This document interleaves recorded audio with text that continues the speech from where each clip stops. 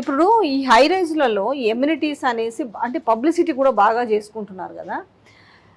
ఇంత ఎమ్యూనిటీస్ నిజంగానే కొనుక్కునే వాళ్ళకి అవసరమా? అన్ని ఎమ్యూనిటీస్ వాళ్ళు ఉపయోగిస్తున్నారు. ఇప్పుడు 300 ఎమ్యూనిటీస్ అని పెడుతున్నారు, 200 ఎమ్యూనిటీస్ అని పెడతారు, దానికి తగ్గ వసూలు చేస్తారు. క్లబ్ హౌసెస్ ఎవరికి రైట్స్ ఉంటాయో తెలియదు. ఒక ఫంక్షన్ చేసుకోవాలంటే ఆర్డర్లీ ప్రకారమే వస్తుంది. ఇప్పుడు పోటీ ఉందనుకో ఒకరికే వస్తుంది, దానికి ఖచ్చితంగా మళ్ళీ బిల్ కట్టాల్సిందే. ఇప్పుడు జిమ్ములని ఇంకోటని బయటికి పోకుండా అన్ని ఇంట్లోనే ఉన్నాయని చెప్పి అదొక స్టేటస్ సింబల్ లాగా అయిపోయింది. ఓ మీరు అపార్ట్మెంట్, మీరు ఫ్లాట్ కొన్నారా, మీ దాంట్లో క్లబ్ హౌస్ ఉందా, మీ దాంట్లో స్విమ్మింగ్ పూల్ ఉందా, మీ దాంట్లో జిమ్ ఉందా, అంటే ఎవరి ఫాల్ట్ ఇట్లా మారడానికి? దీనికి కస్టమర్సే ఫాల్ట్ అండి. ఎందుకంటే ఇప్పుడు నాకు కూడా చాలా కాల్స్ వస్తాయండి. సింపుల్గా ఎలా ఉందంటే ఆల్ ఎడ్యుకేటెడ్ పీపుల్, వాళ్ళకి ఏం అర్థం కావట్లేదండి.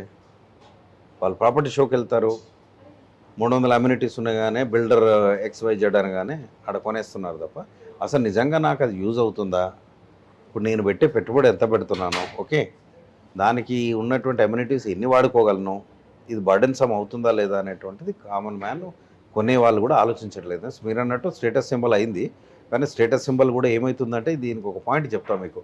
మీరు గోర్గాంలో నోయిడాలో ట్విన్ టవర్స్ పడేశారు కదా, మీకు తెలుసు కదా, బ్లాస్ట్ చేశారు.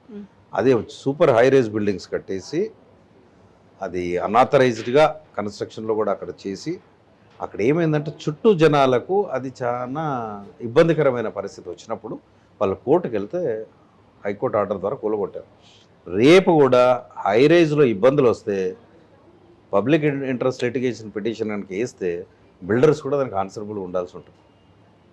ఎందుకంటే హై రైజ్లో కొనే వాళ్ళు ఏం చేస్తున్నారు, ఆ బొమ్మలు చూసి అమ్యూనిటీస్ చూసుకుంటున్నారు తప్ప అసలు ల్యాండ్ ఏం ల్యాండు, ఎక్కడి నుంచి వచ్చింది, దాని లీగాలిటీ ఏంటి, ఏ బిల్డర్ అయినా ఇస్తున్నాడండి? ఇచ్చినప్పుడు దాన్ని ఏం చూస్తున్నారు అంటే, ఇప్పుడు నేను సపోజ్ ఒక ఫ్లాట్ కొనడానికి పోతే దానికి లీగలైజ్ ఏం చూసుకుంటున్నాడంటే బ్యాంక్ వాళ్ళు లోన్ ఇస్తుండా లేదా, అదొకటే చూసుకుంటారు. బ్యాంక్ లోన్ ఇస్తుందంటే ఓకే అన్ని కాగితాలు సక్రంగా ఉన్నట్టే ఇది అనుకుంటున్నారు. అంటే అంతకుమించి చూడాలా?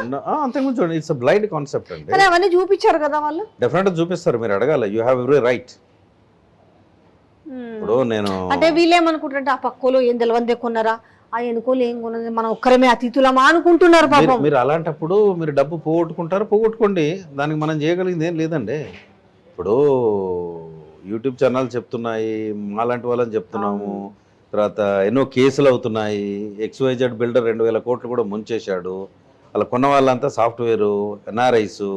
అంటే మీకు గ్రీడీనెస్ ఎక్కువైపోయి కామన్ సెన్స్ లేక, సిక్స్త్ సెన్స్ లేక, మీకు ఒక ఆలోచన అనేటువంటిది మందగించి మీరు కొంటున్నారు, అంతేకాదు. మరి దానికి ఏమిటి నేను ఏంటంటే ఇంతకు ముందు ఒక పార్కింగ్ అన్ని ఇచ్చేవాళ్ళు ఇల్లు కొనుక్కుంటే, ఈ హై రైజ్ పుణ్యమా అంటూ 2 పార్కింగ్లు కావాలన్నా కూడా 2 కొనుక్కోవాల్సి వచ్చింది. ఒకప్పుడు ఒక ఇంటికి ఒక పార్కింగ్ అనేది ఉండేని అనుకుంటా, నాకు తెలిసి. అయితే ఇప్పుడు విచిత్రమైన గోల్మాల్ ఏంటంటే ఆ ఇంటికి పార్కింగ్ రైట్స్ ఉన్నాయా లేవా అనే పరిస్థితికి వచ్చింది. బిల్డర్ ఇష్టానుసారంగా మారింది. ఒక డివైడేషన్ కూడా అట్లా లేదు. ఇప్పుడు మీరు పోయి కొనుక్కుంటున్నారు, మీరు 3 కావాలన్నా చలో 3, నీకు 4 కావాలన్నా 4. అసలు దానికి కూడా అంటే ఒక ఇష్యూ జరిగింది మన రీసెంట్లీగా. ఒక స్టాండ్ లోన్ బిల్డింగే, అందరికీ జనరల్గా 2 పార్కింగ్లు ఉన్నాయి. ఒకరికేమో బిల్డర్ అమ్మిండంటే 3 ఉన్నాయి. అందులో 3 పార్కింగ్ లోన్లు కూడా ఉన్నారు. ఒక్కరో ఏమున్నారు 3 ఉన్నారు, మిగతా అందరికి 2 ఉంటే ఒక ఫ్లాట్కి ఒకటి కూడా లేదు. అతను సెకండ్ సేల్స్లో ఏమో కొనుక్కున్నాడు. కొనుక్కొని ఏం చేసినాడు తెలుసా, ఈ 3 పార్కింగ్లు ఉన్నాయి కదా, ఈ 3 పార్కింగ్లో 2 పెడుతున్నారు. వాళ్ళు ఎవరికో రెంట్కి ఇచ్చారు, ఒకటి ఖాళీగా ఉంది. ఇతను వెళ్ళి ఆ ఒక పార్కింగ్ని ఆక్యుపై చేసుకున్నాడు. ఇతనికి ఒకటి కూడా లేదు కదా. సో ఇది ఎట్లా అవుతుంది, మా పార్కింగ్లో నువ్వు ఎట్లా పెట్టుకున్నాడు, అసలు నా ఫ్లాట్కి ఒకటి కూడా ఎందుకు లేదు, తీయండి బైలాస్ అంటే. అతను కోర్టుకు పోయి కోర్టు ద్వారా దాని మొత్తానికి ఏదో సాధించిండు ఆ ఒక పార్కింగ్. అంటే ఇట్లాంటి ఇష్యూస్ కూడా చాలా చోట్ల ఉన్నాయి. పార్కింగ్ అనేది కూడా ఒక పెద్ద బిజినెస్ అయిందండి. ఇప్పుడు మీరు అనేది కరెక్ట్ అండి, రియల్ ఎస్టేటే బిజినెస్ అండి. రియల్ ఎస్టేట్ బిజినెస్లు ఏంటి, అనుకొని చేస్తారు ఆ పార్కింగ్ల దగ్గర. నీకు 2 వచ్చినాయి, మాకు ఒకటే ఎందుకు వచ్చింది అనేది ఈ ఇష్యూస్ కమ్యూనిటీలో కూడా చాలా ఎక్కువ జరుగుతున్నాయండి అసలు. అంటే ఇది ఎవరు బిల్డర్లు ల్యాండ్ ఓనర్స్ కున్న ఇష్యూలో జరుగుతాయా, ఎట్లా డివైడ్ చేసుకొని ఎట్లా చేస్తారు? ఇప్పుడు మీరు ఒక 1000 గజం తీసుకున్నారు, సింపుల్ ఎగ్జాంపుల్. అందులోనే 15 అపార్ట్మెంట్లు కట్టారండి. అవును. కట్టినప్పుడు మీరు 15 రెండ్లనో 15 ఒకటో కనీసం ఒక 20 ఒకరికి 2 అవసరం ఉంటుంది, ఒకరికి ఒకటే అవసరం ఉంటుంది. డిపెండింగ్ అపాన్ ద చాయిస్ మీరు 20-25 పార్కింగ్ స్లాట్స్ పెట్టాలి కదా.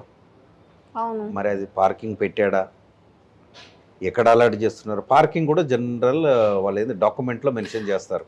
అయితే ఇక్కడ విషయం ఏంటంటే కొన్ని చోట్ల పార్కింగ్లు రిజిస్టర్ ఒకటే ఉంటది, ఆక్యుపై మాత్రం 2-3 ఇట్లా మేము అలా బిల్డర్కి ఇచ్చి తీసుకున్నామని చెప్తున్నారు.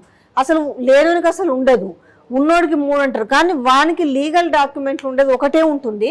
వాడు 2-3 అంటే బిల్డర్ అప్పుడు తీసుకోపో అంటే మనకి ఎంతో కొంత డబ్బులు ఇచ్చి ఇవన్నీ ఎట్లా సెటిలైట్ అవుతాయి అంటున్నారు. రాను రాని ఇవి బాగా సమస్యలుగా మిగిలిపోతున్నాయి కదా, ఇవి ఎట్లా రెక్టిఫై చేసుకుంటారు?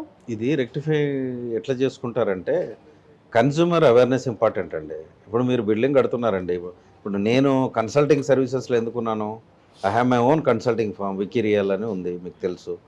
wikirial.in అని వెబ్సైట్కి వెళ్తే అడ్వైస్ తీసుకోవడం బెటర్, ఏదైనా కూడా తీసుకోండి. ఇప్పుడు WIKREAL wikirial.in అని వెబ్సైట్కి వెళ్తే నా నెంబర్ ఉంటుంది, నాతో కన్సల్ట్ చేయండి, మేము వెరిఫై చేస్తాము, మేము డాక్యుమెంట్ వెరిఫై చేస్తాము, లీగల్ టీమ్స్ ఉన్నాయి, మేము బిల్డర్తో మాట్లాడతాము, అప్రూవల్స్ ఉన్నాయో లేదో చెక్ చేస్తాము. కానీ ఇవన్నీ ఉన్నాయని చాలా మందికి తెలియదు. ఇట్లా ఒక అడ్వైజ్ ఇస్తారు, ఒక రియల్ అడ్వైజర్స్ ఉంటారనే విషయం కూడా చాలా మందికి తెలియదండి, చాలా మందికి తెలియదు. జనరల్గా ఏం చేస్తున్నారంటే ఒక ఏరియాలో ఇల్లు కొనాలనుకుంటే ఫండమెంటల్ పాయింట్ చెప్తాం. మీరు ఒక ఏరియాకి వెళ్ళి కూకట్పల్లి, సంప్రగతి నగర్ ఏరియాని తీసుకోవాలనుకుంటున్నారు. మీరు అక్కడికి వెళ్ళినప్పుడు ఏం చేయాలి? ఒక బిల్డింగ్ మీకు నచ్చింది, ఫర్ ఎగ్జాంపుల్ మీరు ఆ బిల్డింగ్ దగ్గరికి వెళ్ళేసి చుట్టూ ఒక 5 కిలోమీటర్లు తిరగండి. ఆ రోడ్ అప్రోచ్ ఎలా ఉంది, ఓకే, చుట్టూ ఏమైనా చెరువులు ఉన్నాయా, ల్యాండ్స్కేపింగ్ ఎట్లా ఉంది, లోపలికి కట్టాడా, హైరేజ్లో కట్టాడా, హైట్లో కట్టాడా, ఓకే, అక్కడ రాక్స్ ఉన్నాయా, టెరేన్ ఎట్లా ఉంది, ఏమైనా గ్రేవ్ యార్డ్స్ ఉన్నాయా, ఇవన్నీ మీరు ఒక 5 కిలోమీటర్లు తిరగాలి కదా, నెంబర్ 1. నెంబర్ 2 ఏంటి, ఆ కమ్యూనిటీ ఎలా ఉంది చుట్టూ. మీరు ఒక స్టేచర్ ఉన్నటువంటి పర్సన్ అండి, you want to live in a particular society, right? మీకు అట్లాంటి సొసైటీ అక్కడ ఉందా లేదా అనేది కూడా జస్ట్ ఫైండ్ అవుట్. అది కామన్ కదా, నా బాడీ లాంగ్వేజ్, నా టేస్ట్ ప్రకారంగా నేను మూవ్ అవుతుంటాను, అంతే కదా. అలా ఉందా లేదా, కమ్యూనిటీ ఎలా ఉంది, you find out the community, okay. Next చుట్టూ ఉన్నటువంటి బిల్డింగ్స్ కడుతున్నారు, ఎలా కట్టారు ఏంటి, what are the prices around, in and around, okay, ఇదొక రీసెర్చ్ చేయండి. ఓకే, చేసిన తర్వాత అప్పుడు ఈ బిల్డర్ది ఏ ల్యాండ్ డాక్యుమెంట్స్ ఎలా ఉన్నాయి, బ్యాంక్ అప్రూవల్ ఇచ్చిందంటే బ్యాంక్ అప్రూవల్ ఇస్తాయండి, సబ్జెక్ట్ టు కరెక్షన్. బ్యాంక్ అప్రూవల్స్ని కూడా మనం నమ్మకూడదు. బ్యాంక్ ఇచ్చింది అంటే ఆయన ఇచ్చింది కదా అని మనం తీసుకోకూడదు. మనం మాలాంటి కన్సల్టింగ్ సర్వీసెస్ వాళ్ళ దగ్గరికి వచ్చినా మాకు కూడా ప్యానల్స్ ఉంటారు, మా దగ్గర కూడా లాయర్స్ ఉన్నారు, వాళ్ళు కూడా వెరిఫై చేస్తారు. మీరు ఫీజు పే చేస్తే we can do justice for you, okay. మీరు కూడా ఓన్ లాయర్ తోటి వెరిఫై చేసుకోవాల్సి ఉంటుంది, ఓకే.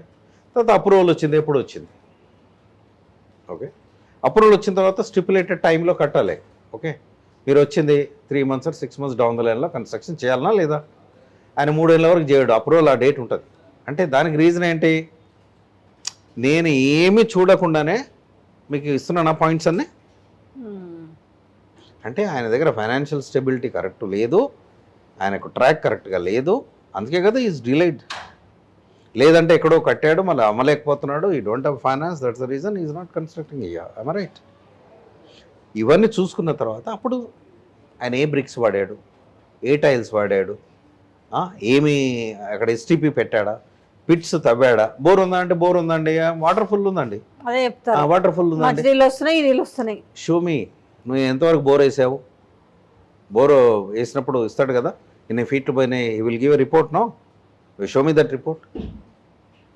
అలా మంచినీళ్ళు ఉన్నాయా, ఎట్లా ఉన్నాయి, సాల్ట్ ఎక్కువ ఉందా లేదా, అది టెస్టింగ్ చేసిన అది రిపోర్ట్ ఉంటుంది కదా, అది కూడా చూడండి, ఓకే. ఇవన్నీ చూసిన తర్వాత సీలింగ్ హైట్ ఎంత ఉన్నది, ఓకే, వాస్తుపరంగా ఉందా, ఏ డైరెక్షన్లో ఉంది, విండ్ బ్లోయింగ్, పొద్దున రండి సాయంత్రం పైకి బిల్డింగ్ ఎక్కండి. ఇంత చేసే ఓపిక మీకు లేదు కాబట్టి ఆ బిల్డింగ్ రంగు చూసుకుంటున్నారు కాబట్టి బావిలో పడండి. బిల్డింగ్లు హైఫై పైన మెరుగులు చూసేసుకుంటున్నారు. ఇప్పుడు మాలాంటి వాళ్ళు చెప్తే వినరు. నాకు వచ్చే కాల్స్, వికీరియల్కి వచ్చే కాల్స్ కూడా చూస్తే నాకు భలే ఆశ్చర్యం వేస్తుందండి.